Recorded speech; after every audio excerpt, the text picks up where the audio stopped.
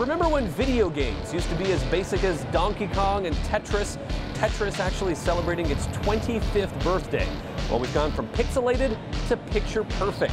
These days, games are so realistic, you may question where reality ends and fantasy begins. The video game industry has grown tremendously. It's not just how we play, but how we live. Look around, you'll see every sort of game imaginable. Action games geared for men, games for the ladies, games for the kids, and games for the young at heart.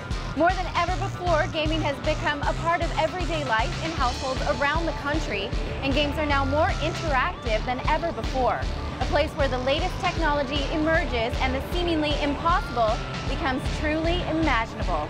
It's the annual Electronics Entertainment Expo. Welcome to E3 2009.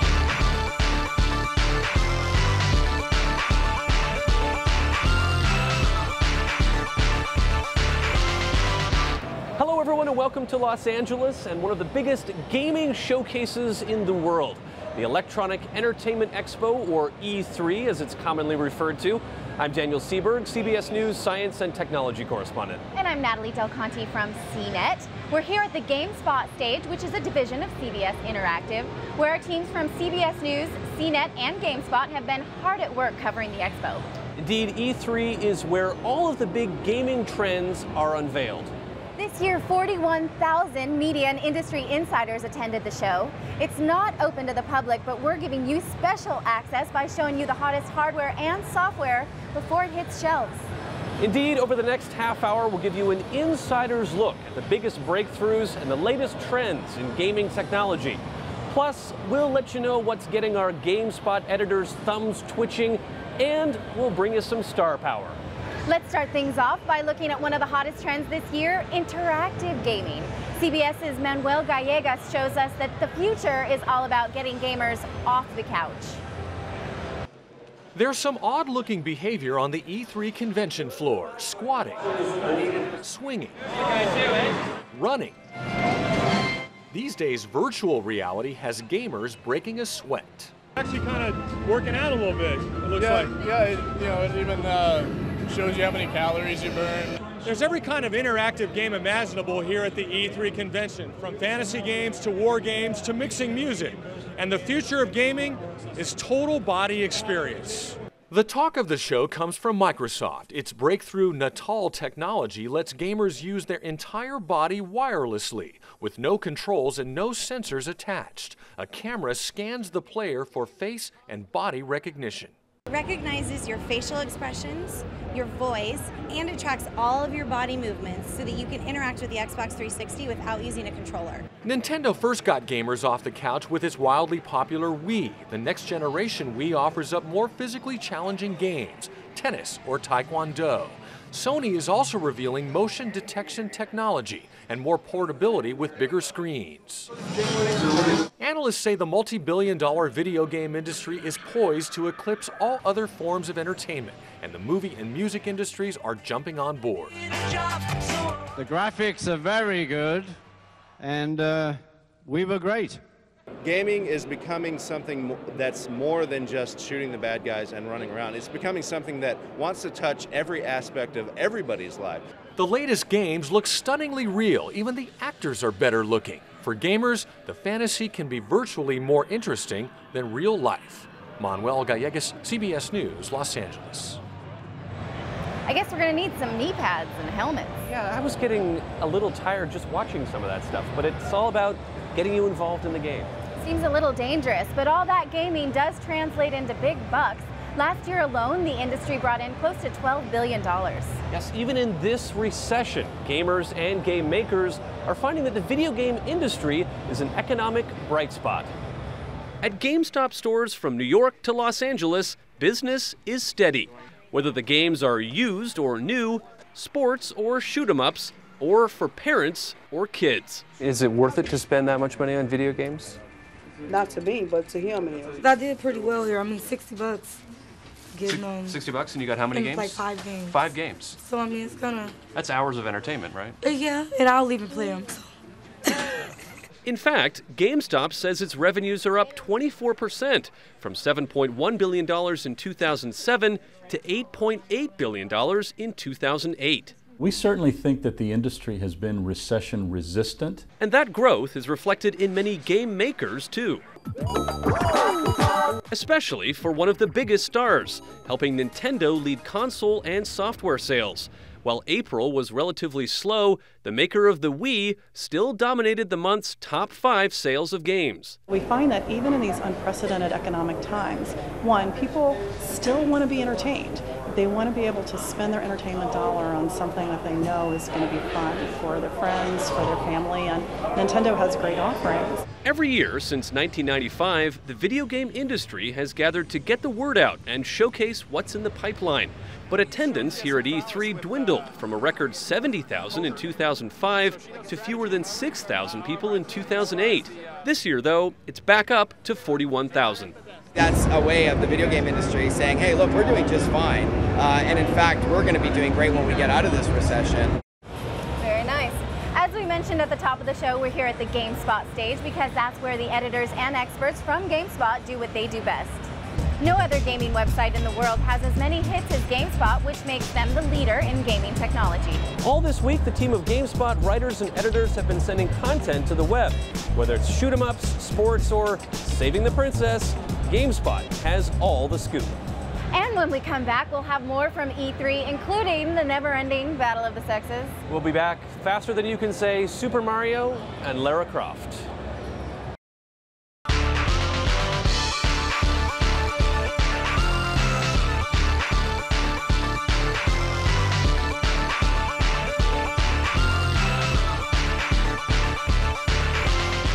Welcome back to E3 2009, the country's largest electronic entertainment expo. Traditionally, video games have appealed more to the guys, but at this year's event, female gamers have broken that glass ceiling. In the past, video games have been all about the dudes. But look out, boys. At this year's E3 Expo, the ladies came to play. Whether it's a movie or video games, I'd rather watch a video game. It's fun.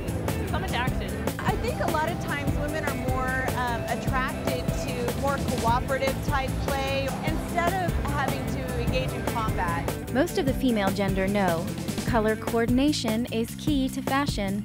Yes, fashion has been brought to the world of games. Style Savvy is a new game that's coming out for Nintendo DS and Nintendo DSi, and it's a way for you to really find your inner fashionista. Of course, not all gals are about the girly games. I'll get in a room online with a bunch of guys and they're like, oh, a girl's here, a girl's here.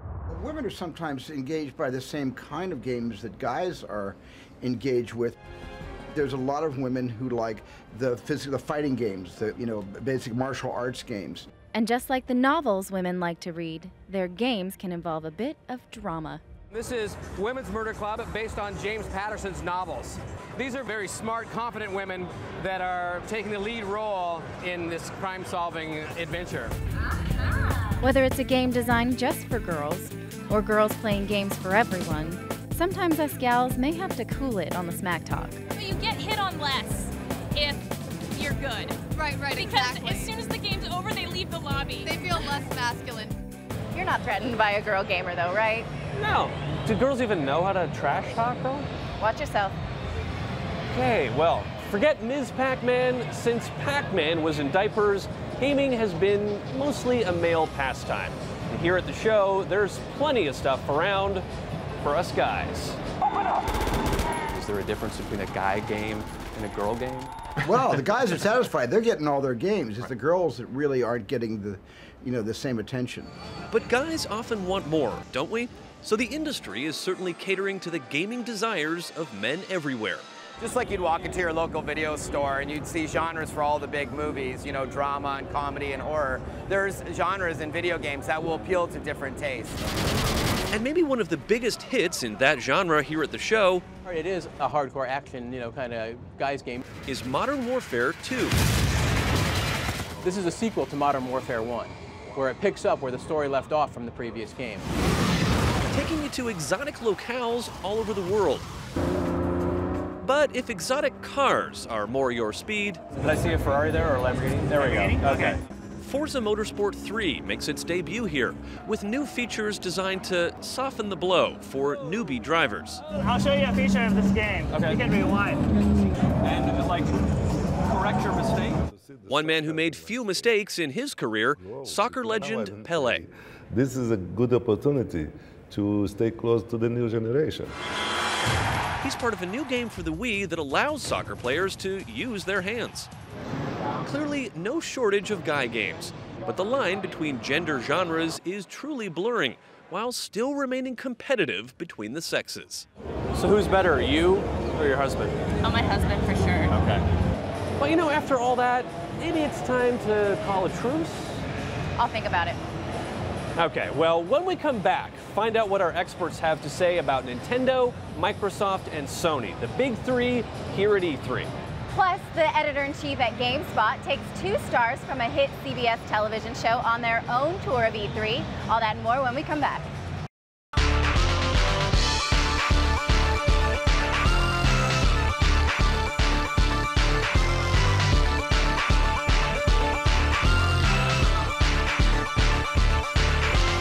Welcome back to Los Angeles and E3 2009, the biggest video game convention in the country.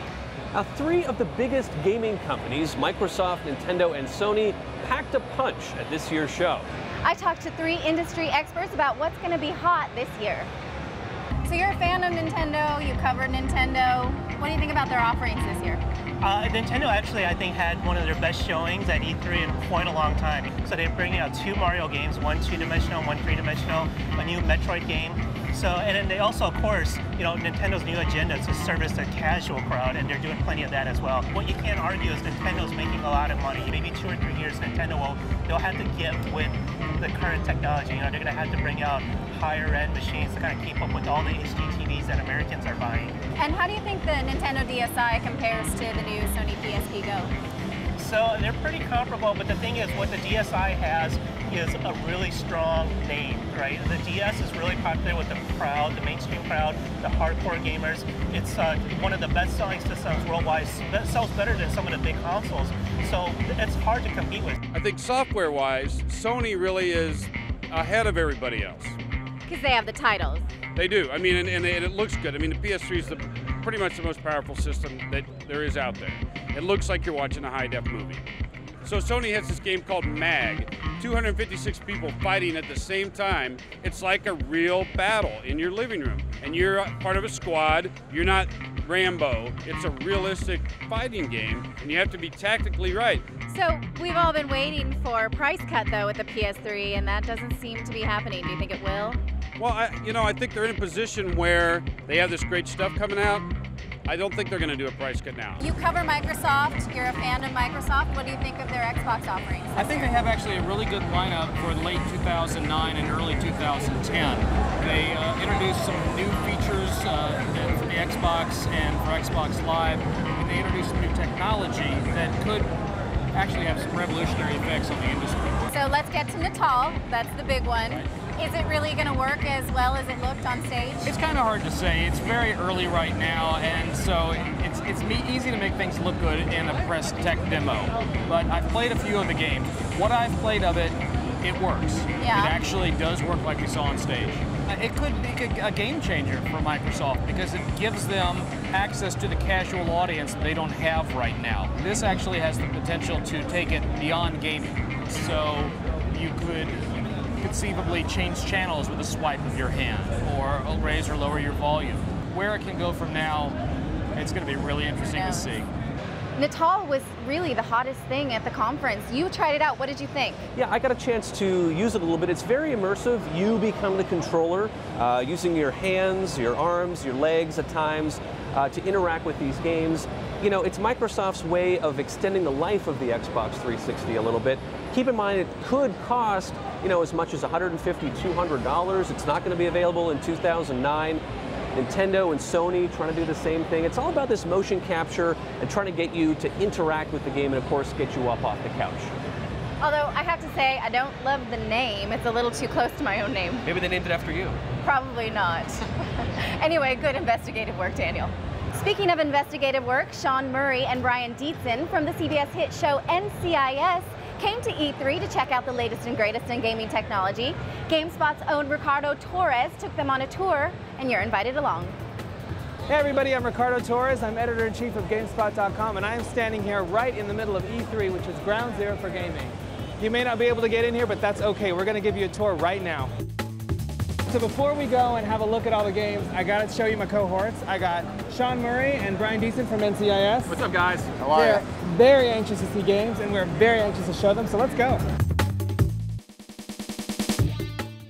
All right, we're at Activision, boys. You get to play one game. What is it? Call of Duty. Modern Warfare 2. So let's go right now. Awesome.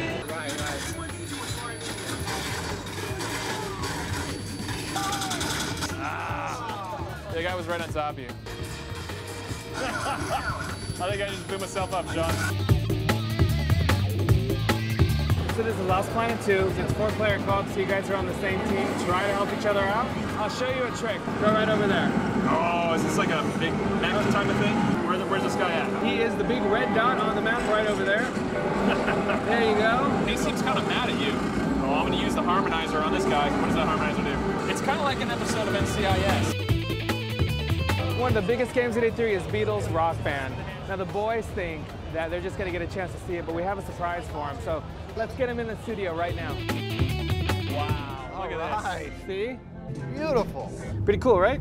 Unbelievable. Awesome. Very nice. Well, you know you have to try it. I would love to try it. Which? I want to hold your hand? I want to hold your hand. It's snappy. Oh, I'm stuck.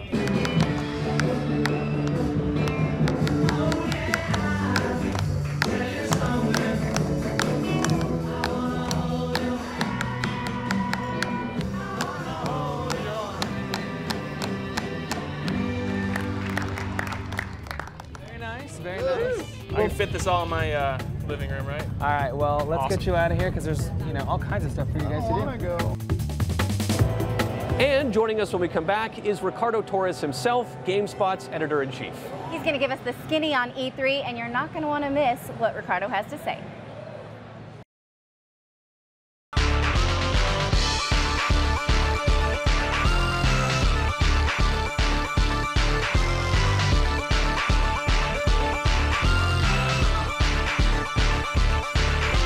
Welcome back to our special E3 coverage here in Los Angeles. Joining us right now is Ricardo Torres, editor-in-chief at GameSpot. Ricardo, first a big shout out. Thanks for letting us use your set. Thanks for coming by. All right, and thanks for joining us right now. First question, I'm going to put you on the spot, the game spot as it were. If you had to pick just one game here at the show that really stood out for you, what would it be? I know there are hundreds to choose from. Wow. Well, I'd probably go, off the top of my head, it's got to be God of War 3. It's the latest entry in the series, the first on PlayStation 3.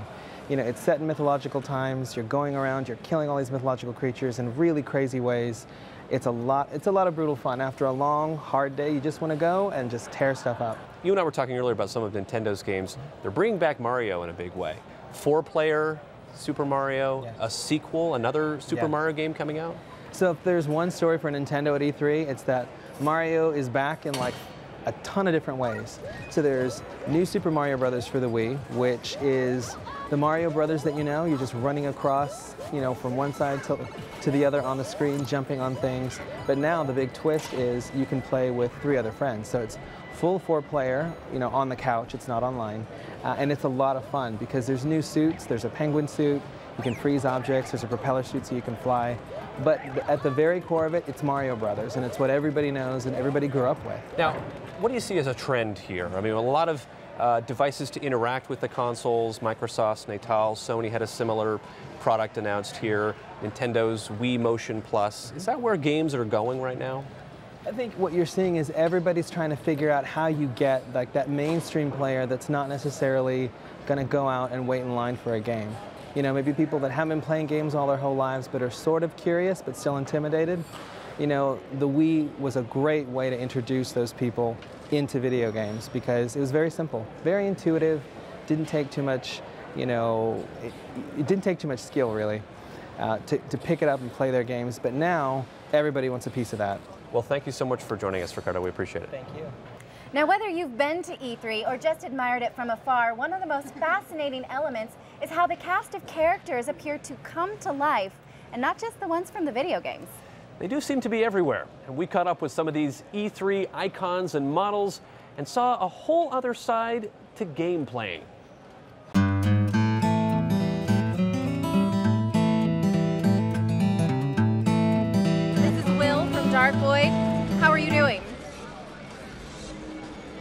strong silent type. Okay, can I hold the gun? So, what is your name? I'm Cassie with the agency. It's a code name. That's actually a pretty realistic looking gun. Oh, it's broken now. Oh.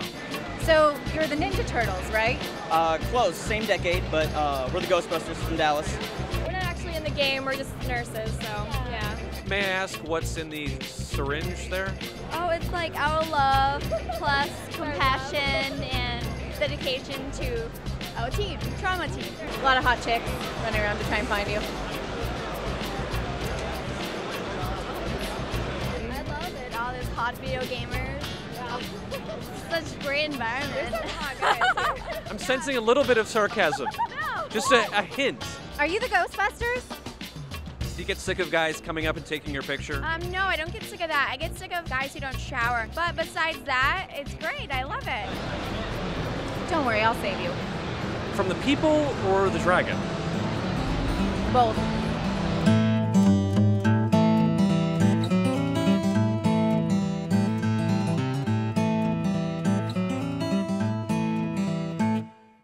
Well, there you have it. What an experience it's been. We hope you've enjoyed this look at the best in gaming technology for 2009 and beyond.